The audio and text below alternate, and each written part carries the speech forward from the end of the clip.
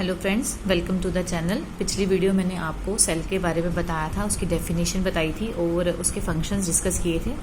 आज हम पढ़ेंगे स्ट्रक्चर ऑफ सेल। सेल का स्ट्रक्चर क्या है, इसमें क्या क्या चीज़ें आती हैं और हर एक पार्ट का हम फंक्शन डिस्कस करेंगे। सबसे पहले मैं आपको रफली बता देती हूँ।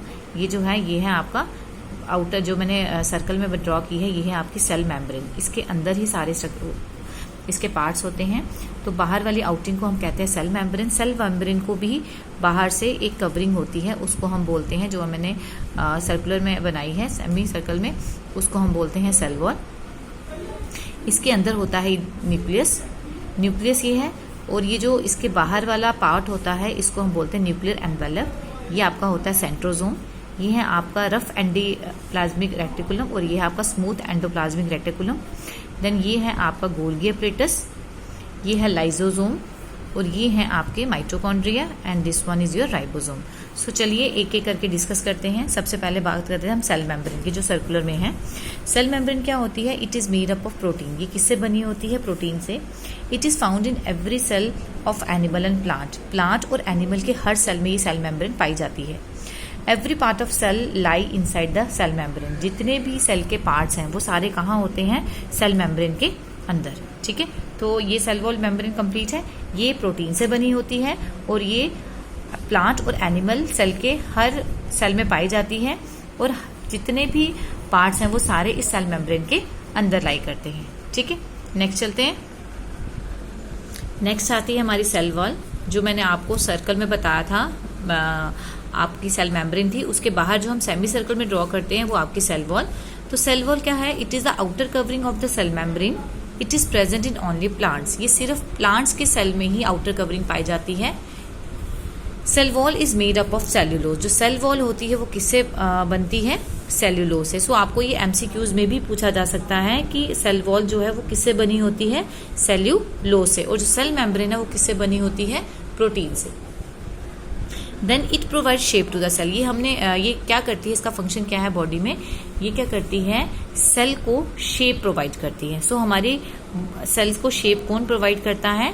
Cell wall. ठीक है, ये क्लियर है। थर्ड हम पढ़ेंगे माइटोकॉन्ड्रिया। अब माइटोकॉन्ड्रिया क्या होता है? It provides energy to the body. हमारी बॉडी को एनर्जी कौन प्रोवाइड करता है? Mitochondria. Whenever we walk, जैसे कि हम चलते हैं तो हमें क्या एनर्जी की जरूरत है? हमारे पाँव में। सो एनर्जी जो प्रोवाइड करता है वो कौन करता है? माइटोकॉन्ड्रिया। जैसे हम खा रहे हैं, जैसे हमने बोलना है, अगर हम बोल रहे हैं तो हमारी पावर किसको चाहिए? एनर्जी किसको चाहिए? हमारी टंग को। तो वो एनर्जी हमें कौन प्रोवाइड करता है? माइटोकॉन्ड्रिया करता है। ये जो कंसेप्ट है ये किसने दिया था हमें? ऑल्टमैन ने। ठीक है, this concept is given by Altmann. Inner wall of mitochondria is called cristae. जो इनर वॉल होती है माइटोकॉन्ड्रिया की, ठीक है, जो अंदर वाली वॉल होती है माइटोकॉन्ड्रिया की, वो किससे बनी होती है? क्रिस्टी से।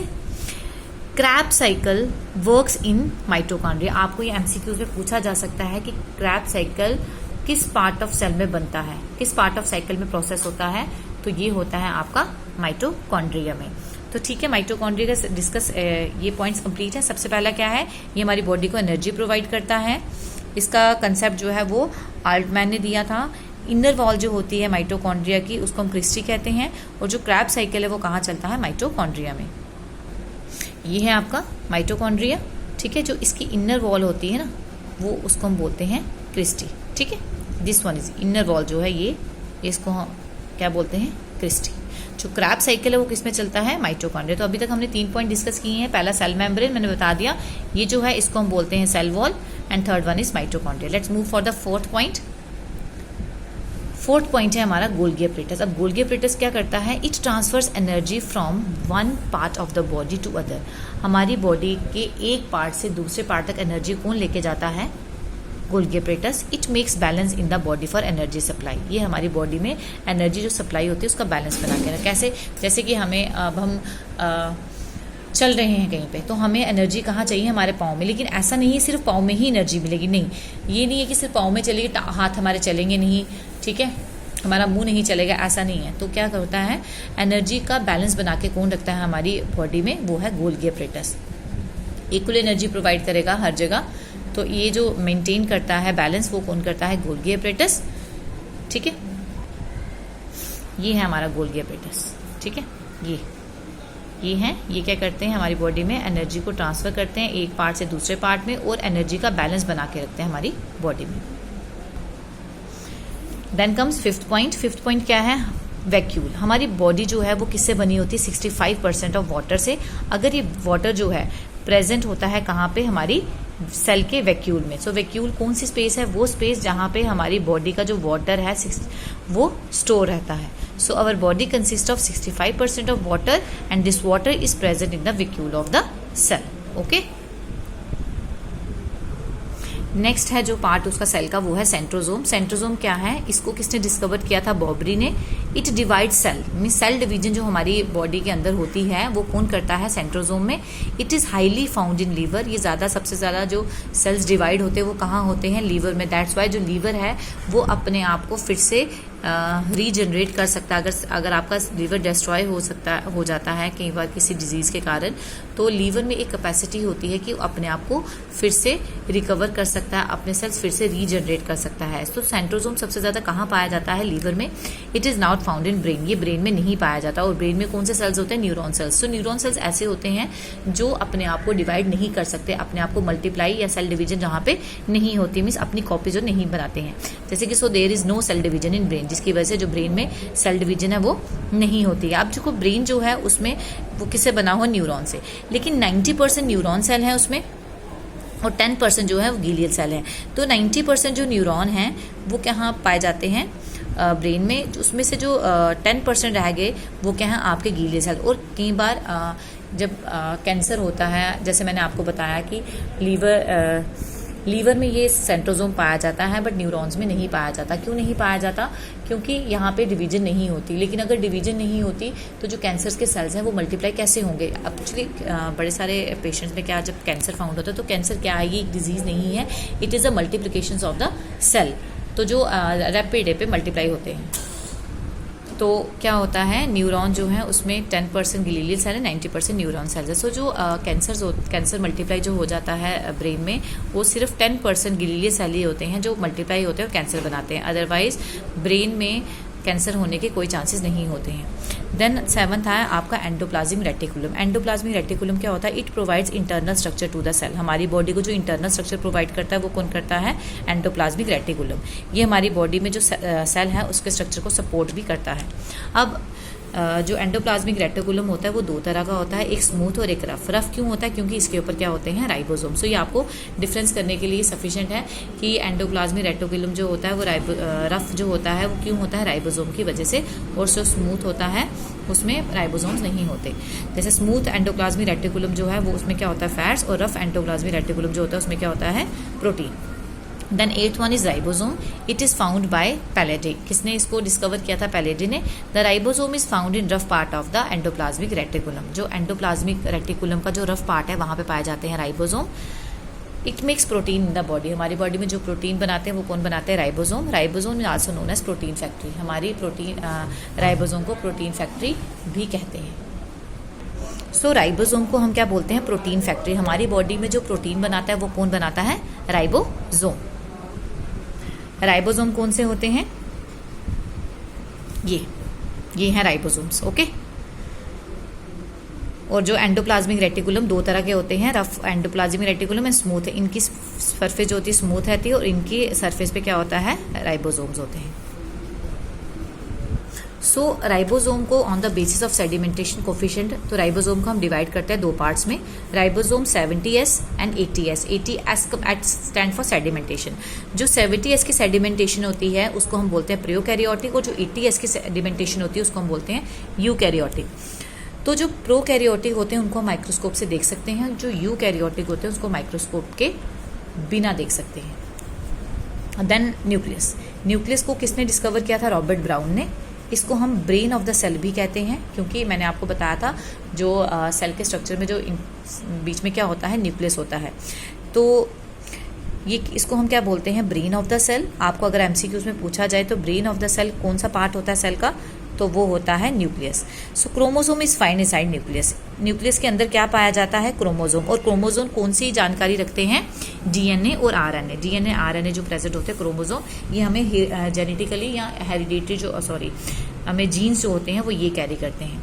तो न्यूक्लियस में प्रोटीन कितना होता है 80%, डीएनए 10% एंड अदर 10%। सो ये न्यूक्लियस की कंपोजिशन है, किसके अंदर क्या क्या पाया जाता है।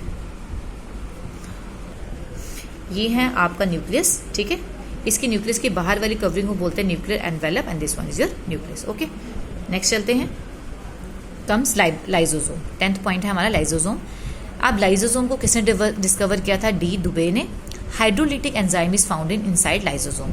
लाइजोसोम के अंदर कौन सा एंजाइम पाया जाता है? Hydrolytic enzyme. ये जो जिनको मैं अंडरलाइन कर रही हूँ प्लीज इसको याद रखिए, हो सकता है आपको एमसीक्यूज में या वाइवा वॉइस में पूछा जा सकता है। अगर ये एंजाइम की कमी हो या ये जो एंजाइम होता है लाइजोसोम, अगर ये एंजाइम किसी भी पार्ट के ऊपर गिर जाए तो ये क्या करता है? उस पूरे पार्ट को डिस्ट्रॉय कर देता है। It is also known as atom bomb और सुसाइड बे। इसको हम सुसाइड बे भी कहते हैं। मीन्स अगर कोई भी आपके सेल का पार्ट जो है वो प्रॉपर फंक्शन नहीं कर रहा है तो लाइजोसोम क्या करता है? उसको डिस्ट्रॉय कर देता है। Lysosome is not present in RBC. जो लाइजोसोम है वो आरबीसी में नहीं होता है। क्यों नहीं होता? क्योंकि आरबीसी का अपना जो लाइफ स्पैन है वो है 120 डेज का। Dead RBC goes to spleen. जो आरबीसी डेड हो जाते हैं वो कहाँ जाते हैं? स्प्लीन में, ठीक है।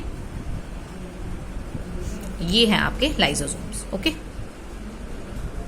Then comes protoplasm. प्रोटोप्लाज्म क्या है? It is a colourless liquid filled in cell. हमारे सेल में जो लिक्विड फिल्ड होता है कलरलेस लिक्विड, उसको हम बोलते हैं protoplasm. It protects the whole cell. हमारे पूरे सेल को, जैसे कोई भी चीज है अगर हमने डाली हुई है किसी में तो आपस में वो एक दूसरे से टकराएगी, है ना। किसी कंटेनर में डाली है, लेकिन अगर उस कंटेनर के अंदर हम प्रॉपर हर मटेरियल के बीच में कुछ डाल दें, कुछ भर दें, तो क्या होगा? वो अपनी जगह पे ही रहेंगे और एक दूसरे से टच नहीं होंगे, टकराएंगे नहीं। तो वैसे ही कलरलेस लिक्विड जो है वो है प्रोटोप्लाज्म। ये क्या करता है? हमारे होल सेल को प्रोटेक्ट करता है। अगर इसकी डेफिशिएंसी हो जाए, अगर 1% वाटर की डेफिशिएंसी हो जाए तो क्या करता है? पर्सन को क्या लगती है? प्यास। लेकिन अगर 10% इसकी कमी हो जाए तो पर्सन मर जाता है। तो इसका मतलब जो प्रोटोप्लाज्म है वो बहुत ही ज़्यादा इंपॉर्टेंट है हमारे सेल के लिए। सो प्रोटोप्लाज्म में कितना होता है? 80% वाटर होता है। अब जो साइकिल होता है इसके अंदर क्या है? न्यूक्लियस। न्यूक्लियस को बाहर वाले को क्या हम कहते हैं? Nuclear plasma. और ये जो अंदर होता है यहाँ पे इसको हम बोलते हैं साइटोप्लाज्म, जो लिक्विड फिल किया हुआ है। जैसे मैंने आपको बताया ना, हर पार्ट के बीच में सेल किया जाता है। सो प्रोटोप्लाज्म जो है इफ प्रेजेंट इन सेल, अगर ये प्रोटोप्लाज्म सेल के अंदर हो तो हम इसको बोलते हैं साइटोप्लाज्म, और अगर ये न्यूक्लियस के अंदर हो तो हम इसको बोलते हैं न्यूक्लियर प्लाज्म, ठीक है। जैसे मैंने आपको पीछे सेल का स्ट्रक्चर बताया, बीच में न्यूक्लियस, यहाँ पे mitochondria, ribosome, cell wall, cell membrane सब है, गोल्गी अपरेटस, एंडिकुलर रेक्टोप्लाज्म, राइबोसोम सब है ना। लेकिन अगर ये ये जो है प्रोटोप्लाज्म जो है इसके अंदर होगा, किसके अंदर? न्यूक्लियस के अंदर, तो हम उसको क्या बोलेंगे? साइटोप्लाज्म। क्या बोलेंगे? क्या बोलेंगे? न्यूक्लियोप्लाज्म। अगर वो इस न्यूक्लियस के अंदर पाया जाएगा प्रोटोप्लाज्म तो हम उसको बोलेंगे न्यूक्लियोप्लाज्म, और न्यूक्लियस के बाहर अगर सेल के पार्ट्स में पाया जाएगा तो हम उसको क्या बोलेंगे? साइटोप्लाज्म। सो क्लियर है? सो ये थे हमारे 11 पार्ट्स किसके? सेल के। अगर इसमें आपको कुछ भी समझ ना आया हो प्लीज़ कमेंट बॉक्स में लिखिए, और अगर वीडियो पसंद आया हो लाइक, शेयर और सब्सक्राइब ज़रूर कीजिएगा। Thank you for watching my channel.